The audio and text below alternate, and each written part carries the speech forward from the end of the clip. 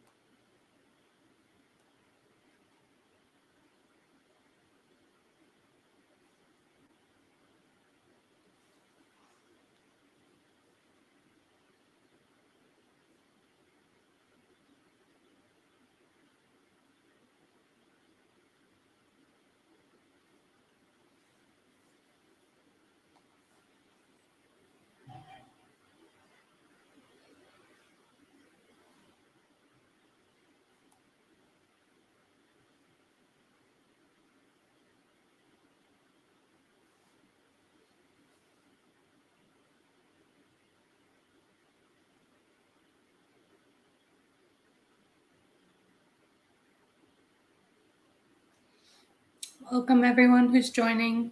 We're just waiting a few minutes for more people to join and we're going to get started soon.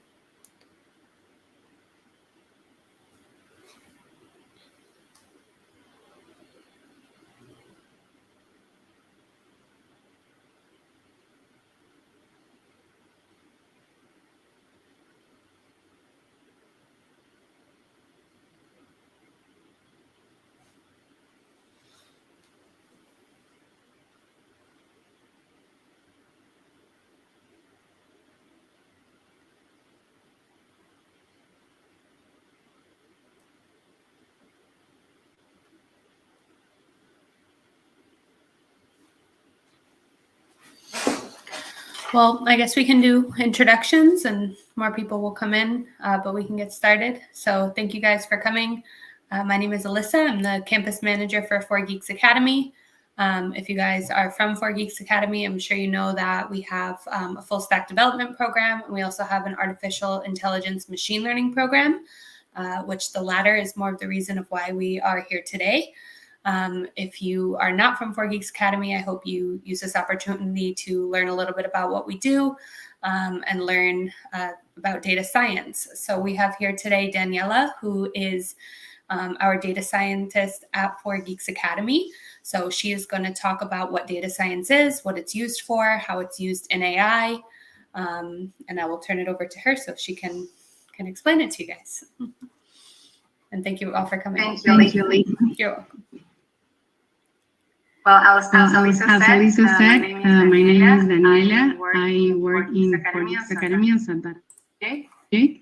And I will start sharing my.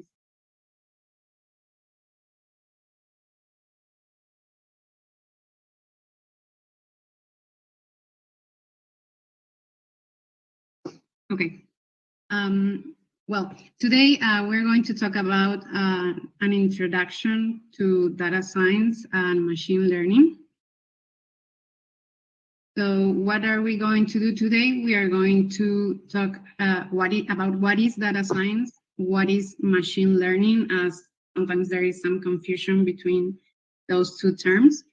We're going to see some of the applications of machine learning, and we are going to have a deep dive into a first approach in one of the machine learning problems that I once solved.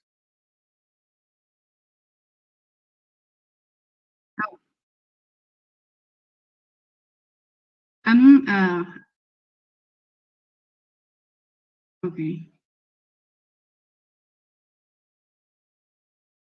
Can you see it now? Okay. Okay, here I'm leaving the link for the repo of the small project that we're going to do. Don't worry if you don't take note of the link right now. It's going to be on the next couple of slides. Be free to just watch and read what I'm doing. There is no need to know Python. I will not explain all the code. I will just explain the step-by-step in the data science process for my machine learning problem. This is the link for the repo in GitHub. So today we are going to see some tools that are used for data science and machine learning, some steps, some tips, something a little bit about my experience, in my path towards becoming a data scientist. So I will be your guide today, and you can feel free to make any questions.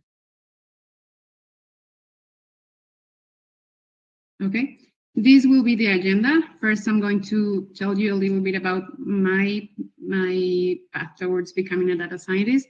Then we're going to talk about the motivation of this presentation, a little bit about the project that we're going to solve, then my machine learning approach in a Jupyter notebook, and finally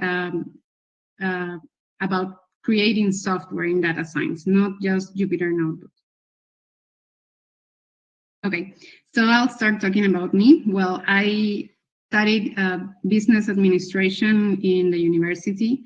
I worked as a financial analyst for several years, but I only worked with Excel. Over the time, I started to have more and more data questions, and I wanted to be able to create products with financial data. I wanted to be able to analyze data quicker, and I noticed that I needed to learn some code because it is very, very useful. So what I did is I enrolled in an intensive program that was meant for women to introduce more women to the IT field. I started learning HTML and CSS. So when I graduated the program, I became a front-end developer. I started making my first websites. I worked in a fintech. And then sometimes you feel that your background or the field that you studied, you want to return there, but with already your new skills. So I started to have more data questions, and I noticed that I needed to learn Python, I needed to learn SQL, I needed to learn all the Python libraries, I needed to learn statistics in order to become a data scientist. So I studied a little bit from everywhere, and I wish I knew what was the right order or the best order to learn that faster without confusions. But finally, I got my first internships. So I was out there in the real world. And in the real world, I noticed that it's not just about receiving a data frame and start analyzing it. Sometimes you don't know where the data is. So you have to also have tools for web scraping, for research, to know where to find the data and build your own data frame and start building models. Okay, so what is data science? Data science is an interdisciplinary field that combines computer science, statistics, and business knowledge. You can see it better here in this graph. You can see that in the intersection of the three of them is data science. Why? Because for data science, you need to know some business knowledge, or you have to know some knowledge in your unique background, because it's meant to be for decision making.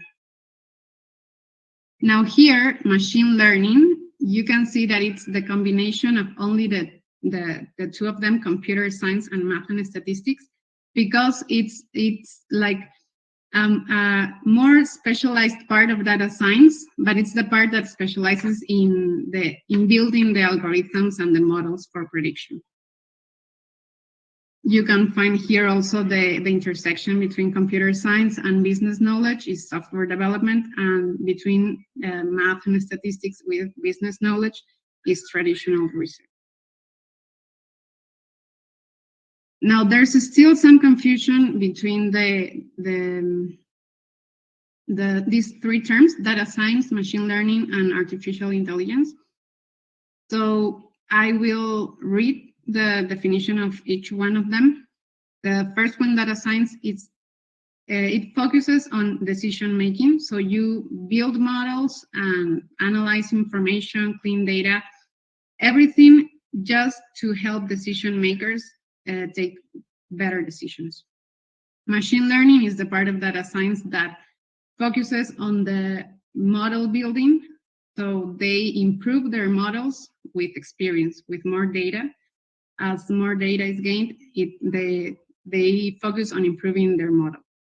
And artificial intelligence, it's focusing majorly on the cognitive abilities similar to that of humans.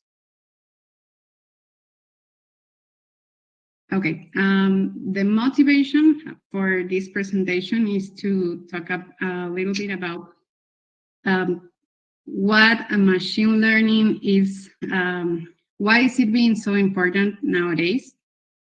I put this graph here because, for example, for a biologist, it's not necessary to, it's not mandatory to convert from a biologist to a machine learning engineer or a data scientist. You don't have to leave your background, your unique background.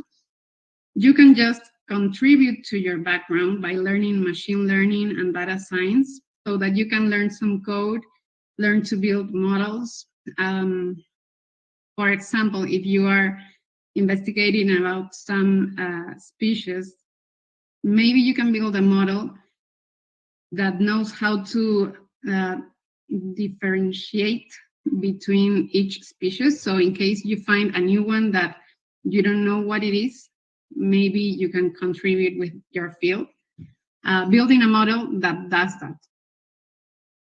So I have seen people that came from fields that you never imagined that they could turn data scientists or machine learning engineers, but they have totally left their fields, their previous fields. But I have also seen people that they start learning machine learning just because they want to contribute more to their fields by building models and being able to predict their day-to-day tasks. Just to mention some of the machine learning applications, because there are a lot more. Hold on. Well, you can read all these applications, but I'll talk about 3 of them. With Netflix, for example, Netflix has a recommender system, which is built with machine learning. And how does it work? Because every time you watch a movie, if you put like at the end of the movie because you really like the movie, Netflix starts creating a pattern in your likes and dislikes. So they do like a segmentation algorithm, like a clustering algorithm. So they create groups of people that like the same movies and dislike the same movies. So whenever there's a similar person to you that liked the same 5 movies that you like and disliked the same 10 movies that you didn't like, and suddenly that person likes a new movie. So it's very probable that Netflix will suggest that movie in the next time you turn on Netflix. That is, for an example of machine learning in Netflix. Another one would be, for example, in Google. I don't know if you have noticed that Whenever you do a new search in Google, then you're in a different page, in a different website, and suddenly you start seeing ads about the information you just looked.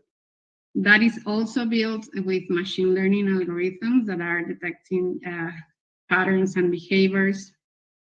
And the third one I wanted to mention, for example, in medicine, let's imagine there is a doctor, and every day he looks at X-rays, and he has to be able to identify a disease.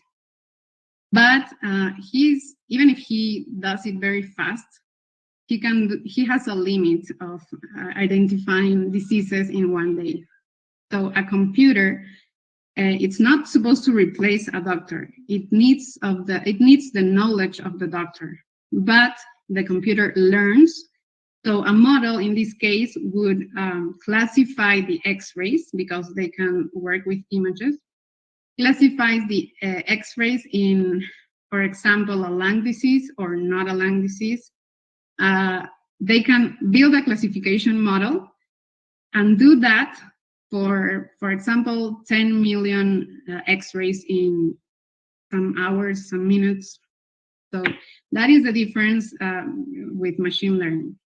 Machine learning is like statistics on steroids. So it's very, very useful in a lot of fields.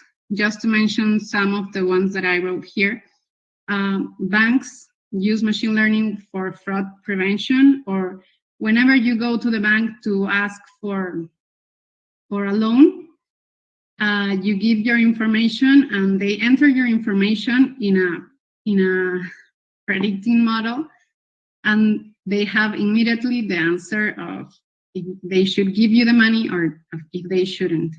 And how? Because they have already historic data from their past clients that paid or did not pay a loan.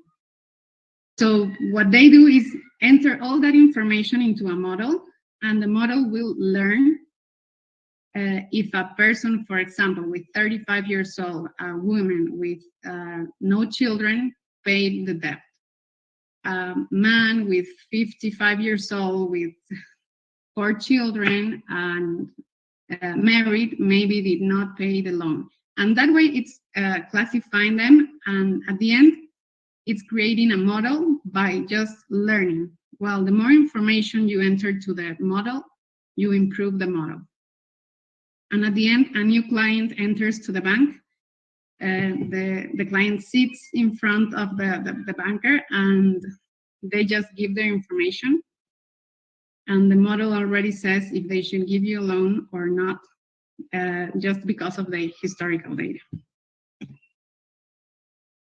So I think that it doesn't matter what your background is, you just need to be good at something. You just need to identify what is your unique background, what are you good at, what do you do very well, and use that as a superpower so that you always contribute to your field. You can turn into a machine learning engineer and do predictions for all fields. Maybe if you are very good in statistics, you can do that. Or maybe you just, for example, here, you work in a mine and you are a mechanical engineer, but you want to be able to predict the failures in the cracks, in the big cracks. So machine learning would help you a lot here, and you can contribute a lot to your day-to-day task. You can contribute a lot to the company where you work. And of course, well, I put some pictures here of a psychologist, an archaeologist. I have seen different fields come into machine learning. Okay, I'm going to talk now about the project. This is a project about predicting energy consumption from buildings. It was organized by WITS, which is Women in Data Science organization. They wanted to help with climate change, and they noticed that the building's energy consumption is a very big issue in climate change. So they created this competition, and they published it in Kaggle. It's already closed, but I'm going to use this case and explain how I did a first approach. In the top here, you can find the website of the competition. Here they tell you what are they trying to solve, or what are they trying to predict, how are they going to evaluate it. In this case, they wanted to evaluate it with a metric called the root mean squared error. And well, in these tabs, you can find the data, you can create your notebooks, and at the end, in the leaderboard, you are supposed to appear there. You can send your solutions many times per day, and you can get towards the first place if you want. Okay, I'm going to start with the machine learning approach. First, I wanted to let you know that what we are going to do here is this. We're receiving the information like this, the first part that says data. It's very messy. Then we're going to sort it, we're going to clean it, we're going to find some relationships there. This is the part that we are not going to do, but I'm going to talk about it, to present it visually and explain it with a story, which you or any data scientist is supposed to do it, to explain it to the stakeholders. And you have to try to use a simple language, not a technical language, because most of the times your audience or the decision makers are not going to be technical people. So there's no need to explain to them all the characteristics of your algorithm. You just need to explain them what is going to help them solve their problem.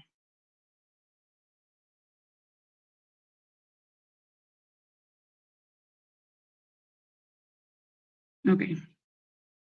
I'm going to do it in Jupyter Notebook. As I told you, there's no need to understand all the Python code. I'm going to explain more the step-by-step. And of course, I'm sure that once you learn Python, you can start making a lot of solutions. You can come back to this notebook if you are interested in knowing how to solve it. So the first step in a data science problem is defining the problem that you are given, and that they know what do they want to predict. So here I put a summary of all the problem that they gave me. I'm going to read it. Climate change is a globally relevant and urgent issue, heavily impacted by energy policy and infrastructure. According to a report issued by the International Energy Agency, the life cycle of buildings from construction till demolition were responsible for 37% of global energy-related and process-related CO2 emissions in 2020. But it is still possible to drastically reduce that energy consumption of buildings by a combination of easy-to-implement fixes and state-of-the-art strategies. So here we can ask ourselves, who are we going to make this solution, who is going to use our model? Here we can know that it's policymakers that may use our model so that they can contribute trying to reduce the emissions of buildings and help climate change. So to do this, we are going to analyze some relationships between some variables and create 3 models to predict energy consumption. The next step is about importing the libraries that we will need. If you already know Python or a little bit of data science, you may know that the most used ones are NumPy for linear algebra, pandas for data processing, and these two for visualization. And of course, scikit-learn, which is for model creation. Of course, there are a lot more, but these ones are the ones that I'm going to use today. The next step in the data science process is about loading the data. So here I have my data. This is the notebook that I have open now. In the data, I have it in a CSV file. So this is the way that you can see. And I have like 75,000, almost 76,000 rows. And now in my notebook, I'm going to access that data. I give here the path for that data. And here, this is the code to load my data. I want to see what is the shape of my data. I'm always given a training data set, which is used to train my model so that the computer or my model can learn from the past data. And the testing data is used to make predictions because they don't have a target variable. So with this code, I can see what is the shape of my data sets. My training data has 75,000 rows and 64 columns. And my testing data has 9,705 rows and 63 columns. Why does this one has one column less than the other one? Because the testing data does not have the energy consumption column, which my training data has. So that is how we're going to train the model, because we already know the answer for those 75,000 rows.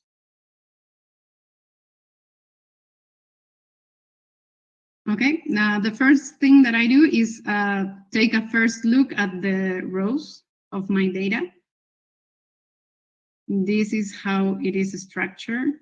I can see that there are columns with year, state, building class, facility type, floor area, and a lot of information about temperature. We have the minimum, average, and maximum temperatures for each month of the year. There are a lot more here, which do not appear here, but we can see it in another comment here. Here, this is our target variable. This is what we are going to predict in the testing data, but here in the training data, it's already there. So we already know the answers, and we are going to use those answers to teach our model how to behave.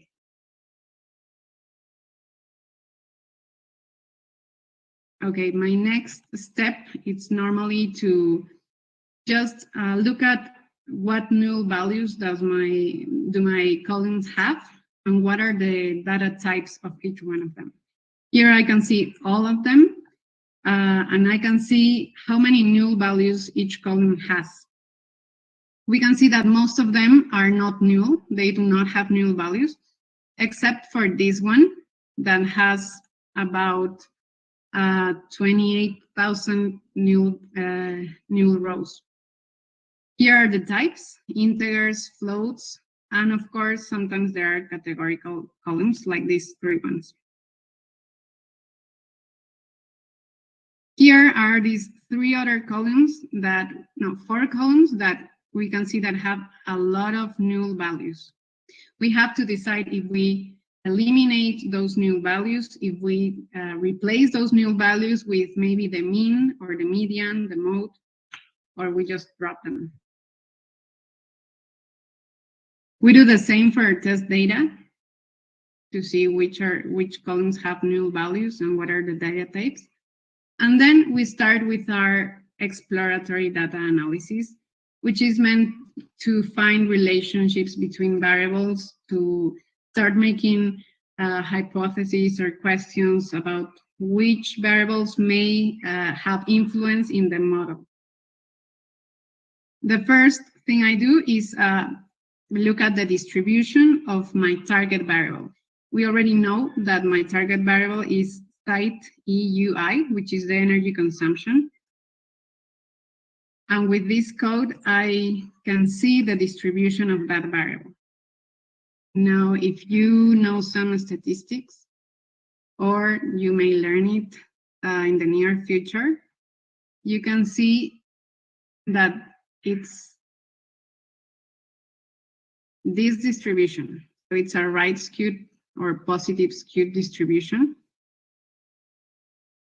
That means that most of our data is between 0 and 200, but there are some outliers that I believe are until 1,000. So what question would I make myself here is, are those data points, maybe 900, 800, are they normal, or should I drop them, eliminate them, or should I leave them for my model? Because as this is our target variable, we have to be very careful to do not eliminate outliers since the beginning, because it may be a pattern that it's trying to teach something to your model. So for example, if I'm analyzing the age and a variable that is called age, and I find that most of the values are between 20 and 60, that's normal. And suddenly I find here that there is a value of 250. That is obviously an error, a typing error, data entry error, because nobody lives 250 years.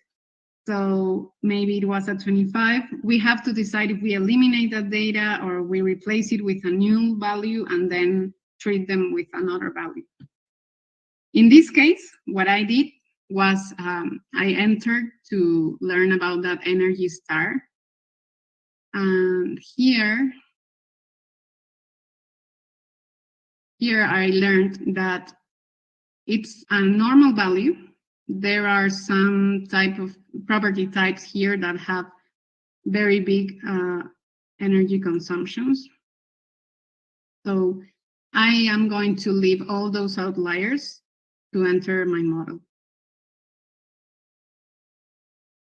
The next part is trying to find relationships between my features, between them, and also between each variable with the target variable. I haven't done that for all of them, just the ones that I think are going to be useful for predicting energy consumption. So first I did average temperature. This is the graph that I got. I could not detect a very clear relationship. Then I graphed cooling degree days, which also seemed interesting, but I couldn't find a clear relationship either. The floor area, there is here right skewed again, but I did not find a very clear relation until I got to energy star rating. Here I can see that there is a clear negative linear relationship because pardon me, I'm hearing an echo. Oh, sorry. Is it better now? Maybe I need, yeah, I'm hearing my ears now. There seems to be, okay, there we go. Yes. Okay. So here I can see that there is a very clear negative linear relationship between energy star rating and the energy consumption of the building. So the more energy consumption the building has, the more energy consumption the building has, the less energy star rating. Well, here it's on the other side. The less energy consumption the building has, it has a better energy star rating. So I entered to the website and I wanted to know how is that energy consumption calculated. I'm not going to show you the entire video, just the part where it's calculated. For most property types, I is expressed as energy per square foot per year. It's calculated by dividing the total energy used by the building in 1 year by the total gross floor area of the building. Say both a school and a restaurant use 7.5 million kBTU in a year. School is 50,000, while the restaurant is only 10,000 square feet. The school's EUI would be 150, while the restaurant's EUI would be 750. They consume the same amount of energy. 5 times smaller restaurant is far more energy intensive. Similar to a... So that is an interesting fact that I got from that video. And I started to create a first hypothesis. I wanted to create my first model with a simple linear regression, just using the energy star rating variable to predict the energy consumption.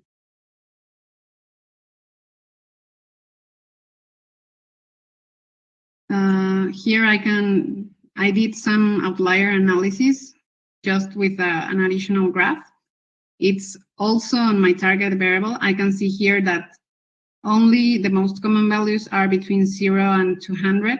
The rest are until 1000, but there are some data points there. But they are, as we saw, they are normal.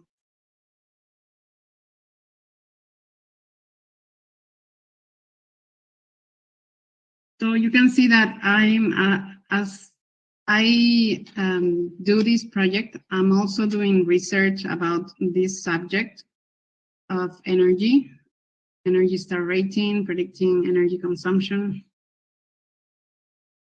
So my next step is data cleaning.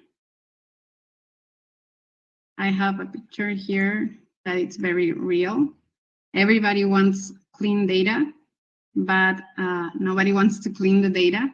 So as a data scientist or machine learning engineer, you are going to have to clean the data because you want to have an accurate model. And in order to have that, you need to have clean data. You cannot enter a lot of null values to your model, or maybe duplicated values, or maybe a lot of outliers or unreal data. For example, if I enter the age variable with a lot of values above 200, it's not real data. My first step in cleaning the data was eliminating the 4 columns that had a lot of null values because it was more than 50% of missing data. So I decided to drop them. In both the data, the trained data and the test data, I dropped them here, these 4 columns.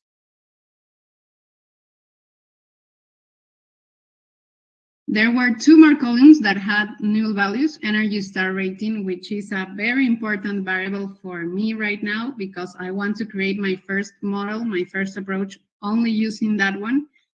So I cannot drop it. I don't think I should drop all of the null values because it has a lot, but it's a very important feature. So I'm going to impute them. I'm going to replace those null values. And I have to decide if I replace them with the mean, with the median, or with the mode, or maybe another technique. In this case, I cannot use the mean because, as you saw here in the distribution, these very big values of 600, 800 are going to make my mean be around here, maybe almost 400. So it's not going to be a very accurate mean. I can use maybe the median. But what I decided was to use another technique, which is the iterative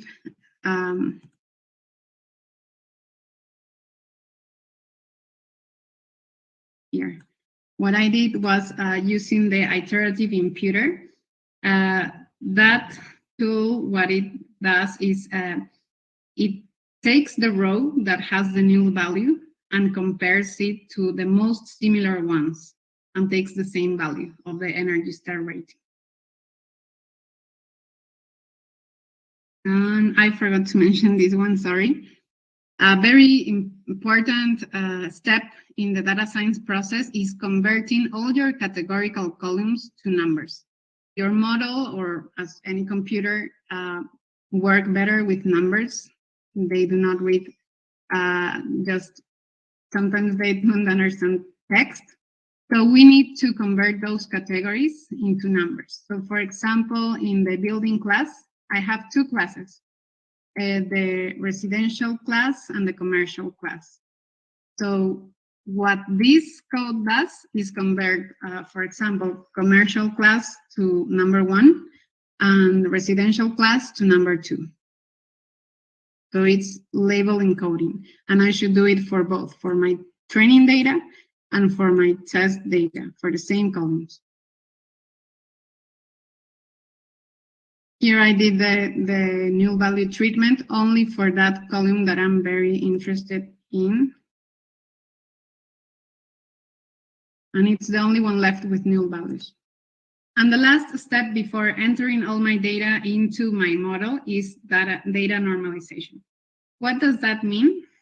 Sometimes you have different columns with very extreme values. For example, a column that has age, for example, in another case, between 20 and 60. But you have another column with, for example, a salary column that goes from, I don't know, 1,000 until 20,000. So those are very different scales that can affect your model. Your model can give more importance to the bigger values. So what do you do in that case? You have to normalize your data so that now that you have all your data converted to numbers, even the categorical values, now you have to convert all those numbers into a scale between 0 and 1 so that your model takes them in the same way. It does not prefer one over the other because of bigger values. So now I have a cleaner data. I'm going to enter it to my model. The first thing that I should do before modeling is dividing my data. I know I have a test data that doesn't have the target value yet. I'm not going to touch it yet because that data, I'm going to use it for predictions. But what I'm going to do with my training data, it's divided in two, because I need to know if I'm making good predictions or not, if I'm having a very accurate model or no. So here you can see that I'm choosing 20% of my training data. It's going to be my validation data. Let's call it like that. So I'm going to train my model in the 80% of my training data, and I'm going to test it in the other 20%, in the 20% left. This is my first approach, the one I was already thinking about with the energy star rating variable. I select only this column and I do a linear regression. I call here the linear regression, and I model it or fit it on my training data here and also with my training results. And once it's trained, I can start creating predictions here. And then I'm going to compare those predictions that were based on the 80% of my data. I'm going to compare it with the other 20% that already has an answer. Now, in the competition, they told us that we should use the root mean squared error. So this is a way of calling it. And compare my predicted data, my predicted results with the real results of my 20%. And I have this result. 52 is my root mean square error. Can I improve it? I think so. So I start making a second approach. I'm going to use now a random forest regressor. I call it here. I train it here. But now it's training in all the features. I'm not selecting only the energy star rating. I'm going to use the random forest in all my data, in all my features. I do the same process here by predicting and then comparing the root mean square errors of my prediction versus my validation data. And I get a much better score, 39. I think it's a very good improvement, but I want to improve it a little bit more. So I'm going to select the best features that my random forest is using for prediction. How do I do that? I can use this select from model, and I'm going to here my random forest regressor. And it's going to show me the best variables that are predicting, that are giving me the predictions. Here with this code, I want to see a graph with the 10 best predictors, we can call them. And of course, we see that energy star rating is a very important feature, but there are also some other more. As you saw in the video, the floor area is very important to calculate the site EUI. This function is telling me that there are 6 most important features, these ones. I'm going to build a new model, which will still be random forest, but only using these 6 important features. So I'm going to use building class, elevation, year built, facility type, floor area, and energy star rating to build a new and third model. Okay. Here I create a new training data and a new validation data with the function of select features. I'm going to call it now RF1, not RF, because it's a third model, but I'm going to call random forest again. I'm going to train it again. And here I'm going to make the predictions, my new predictions on only my selected features. I get my new root mean square error, and I have improved it again. And now I have a 36. So for this workshop, I will stop there, but there are a lot of improvements that can be done in this data. You can, for example, make some new questions. If maybe you have a background in energy, or you know something more about that, maybe you can calculate yourself with the data that you have, the site EUI, and create a model based on that. Or maybe, for example, here, I left this question. What if we make some more research to create a more accurate model? So I left this link because here you can see that sometimes they use, for certain facility types, the number of workers inside a facility, the number of refrigeration units, and the cooling degree days. I don't have these 2 variables, but I do have the cooling degree days. So maybe that would be a nice question to build a new model based on the cooling degree days. Okay, so how do you decide what algorithm to use? That is going to be answered just with the experience that you start gaining with more projects, with more models, with more data that you start solving. But here I have a scikit-learn cheat sheet that gives you some guidance. For example, you start here. If you are having some data with less than 50 samples, you obviously have to get more data. And if you have more than 50 samples, then yes, you have to start making questions. Do I want to predict a category? For example, yes or no, giving me a loan, the bank, for example. Or am I going to predict a quantity? For example, our case, predicting energy consumption. And you can take these paths and follow them and use them as guidance. But of course, you can always hyper-tune your models. You can change their parameters and improve your model. Okay, so This is the part of telling a story. After you build your model, you need to explain your results to stakeholders, to decision makers.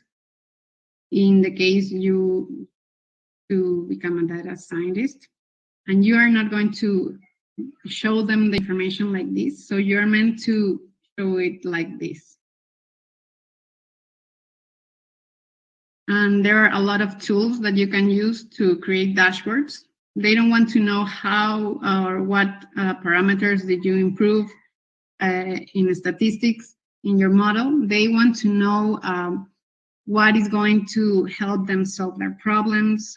I don't know which clients are the most probable to return on the next 7 days to my supermarket, so that I can send them only to them an email with the offers of the week, because there is a cost for email. So I want to send my email only to the right people, only to the right clients that I know they may return in the next week. That's just an example. So yes, at the end of your model creation, you should create a dashboard, something beautiful and more friendly to be able to answer questions. Okay, and this is the last part of the presentation, but very important, because we don't want to be just Jupyter Notebook data scientists. We want to create software. So we want to be able to, for example, I'm going to pass it here. This is just an image that I created, but I don't want to just create the model and leave it there. I want to be able to create a web application, to create software so that people can use it to solve their problems. Sorry. And in this case, using the information that I got at the end, I got a score of 36. That was improving my model because it's the root mean square error. So I was supposed to decrease that error. So for example, if I decided to stay with that model, then I can create a web app where I can let people introduce the information of their buildings and then click on this button and they can predict the building energy use. Of course, our model is more intended to help policymakers, to help climate change. So what about creating software? Yes, there are a lot of tools that are needed to be learned in learning engineering, in data science, so that we can create good projects. Of course, people are going to thank you in the future because of that, because they will be able to read your code, to reuse your code, but the person that is going to thank you the most is yourself, because sometimes you just want to reuse your past code in a new project, and it has to be readable, it has to be organized, and of course it has to be in an environment so that the next time you open it, you know what packages to install in what versions, so that it works on your computer too. And here, this is a cookie cutter template that I like to use. This is a very good organization of the files in your code when you want to create software. So all the data that we have seen a moment ago would be here inside notebooks, because I can make a lot of changes there. I can see right away my results. Then I can save my models here. Until that moment, I have 3 models. Here I can save the raw data, some process data with already some data cleaning. And finally, I can have my process data is the final data, My interim data would be the data frames that I'm getting after some cleaning process. This is what I like to contribute with because of my path until becoming a data scientist. Now that I'm a data science associate in 4Geeks Academy, I of course want to contribute with all the maybe the order I would have liked to learn everything, because I learned it in disorder. So it took me almost 2 years, and well, time is not refundable.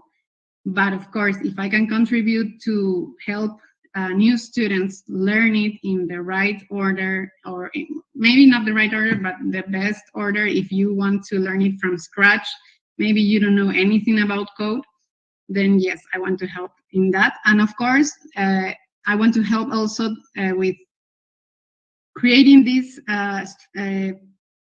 software, so that they don't become just Jupyter Notebook data scientists. Because once you get to the real world, you're not going to be given the data very clean.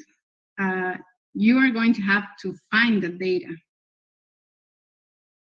And just to leave you with this final phrase, hard work always beats talent when talent doesn't work hard. So it doesn't matter what your background is. If you want to learn some machine learning to contribute more to your field, to make solutions for the people in your field, or you want to become a machine learning engineer, even without knowing code yet, then yes, it's possible. Thank you.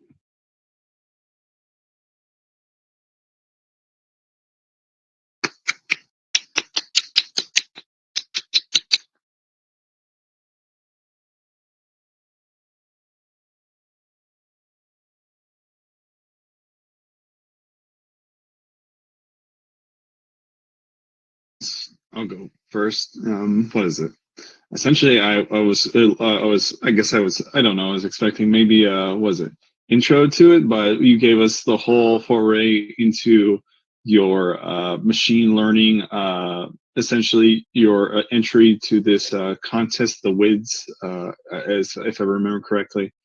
I guess it's a lot for me to take in. So, I already have the idea of Python and some classes to go through it, but I guess the presentation or the repo is going to be posted available, I assume, yes? Yes, it's already uploaded in my GitHub. I don't know if you took note of the link. There you can clone it to your computer. Is it in the Oh, I'm sorry. I tried looking for the link. I thought it would be in the chat. I couldn't see it because the UI was getting in the way of me seeing it, and it was gone before I could.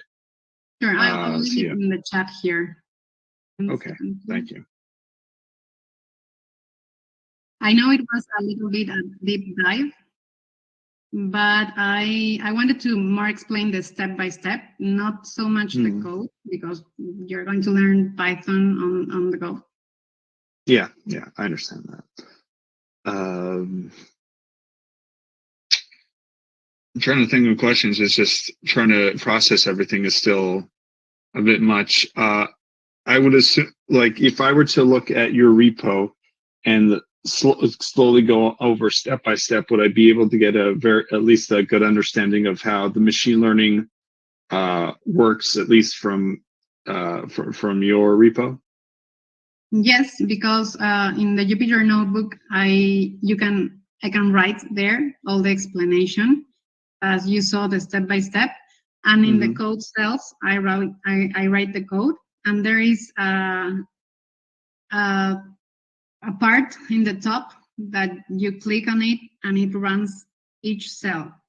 So there's no need to run it all at once. You can run one by one of the code cells and see the result. If you don't see a result under it, it's because it has already converted something. But when it's meant to show you something or show a graph, yes, it is going to show it. And of course, in the modeling part, it may take some minutes because it's modeling with all the data, and then it shows the result. I think someone has a question in the chat for you, Sadio.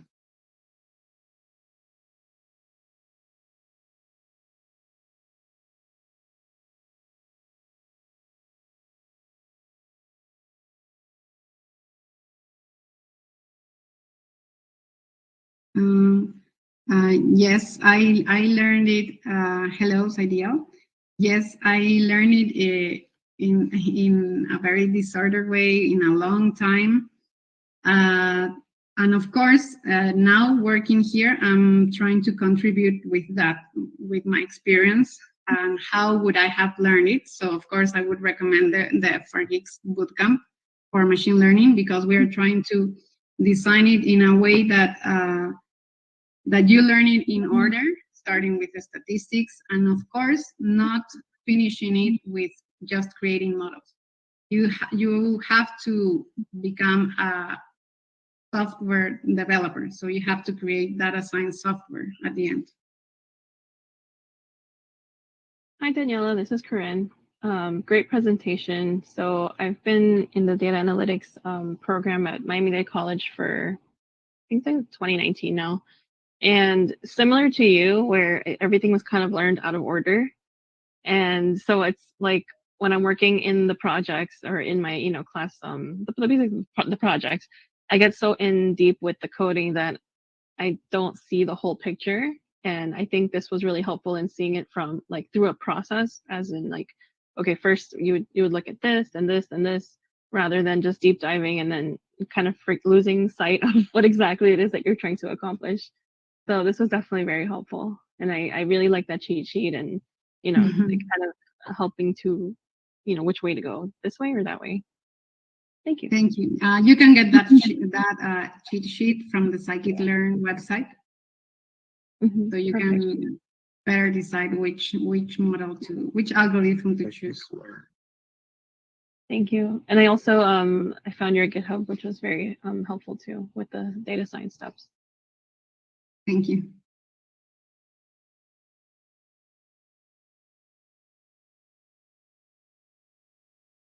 I assume in the resources you've given so far, especially since you seem to be using a lot of, I don't know if database is the correct word, but more like CSVs or a lot of data inputs or data entries that would essentially lead to the sortings of graphs, that would then lead to the combination of graphs, and essentially then will lead into essentially some type of huge database that would need that would test the limits of your machine learning essentially. I assume that what is it, the links that you've already given have something like a bunch of like sample stuff, like the WIDS, let's see, they said the WIDS datathon that gives the user lots of data to work with. Exactly. Unless you know of any other ones that we could also do samples on. Yes, Kaggle is a very good platform to practice because you can use past competitions. The organization is WIDS, but they publish the data set and the competition in Kaggle. Kaggle is a platform for competitions, so you can practice there. You have to apply everything you're learning. You cannot wait until the end of you learned everything to apply it. So that way you can learn it faster. So that was another way I learned because I enrolled in competitions. Some even have prizes in cash. So you get into the leaderboard, and if you get into the first 5 positions, you can win a prize. And they let you send like 15 solutions per day. So it's very helpful. I will leave you also the link in the chat for that specific competition, which is already closed. but there are a lot going on now. For example, I think there is one from Spotify. Okay. So yes, that's what some companies do. They publish a competition so that all the machine learning engineers that want to practice, or already maybe the ones that have a lot of experience, can help them solve their problem. So they do that and give a prize, and they get the best models from everyone.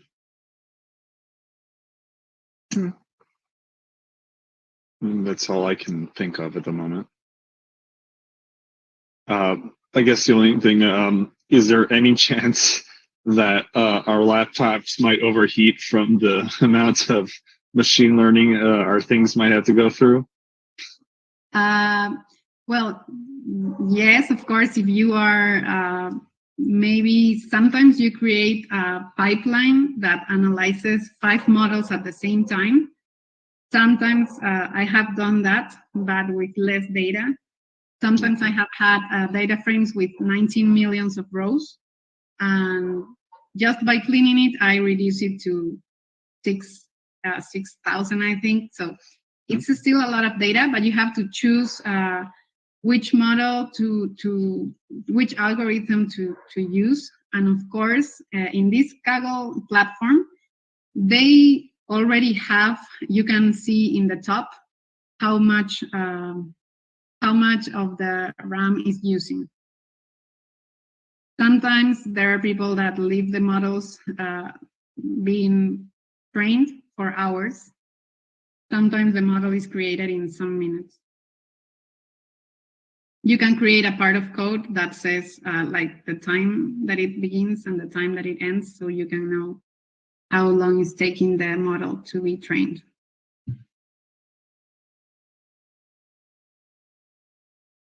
So hello, one question. So is for the part of the machine learning, is you have to have a lot of knowledge on math? Is a requirement? For example, in my case, I studied business administration, but statistics was not my strength. So I needed to go back to study that again, to look for courses in that and reinforce statistics. So you just need to start at least with the basics, and with experience, you're going to know which models work better, or what distribution did you look for. There is a lot of information that you are going to gain on the way, but you need to at least like numbers, because you can learn statistics also for this. As I told in the presentation, I have seen an archaeologist become a machine learning engineer.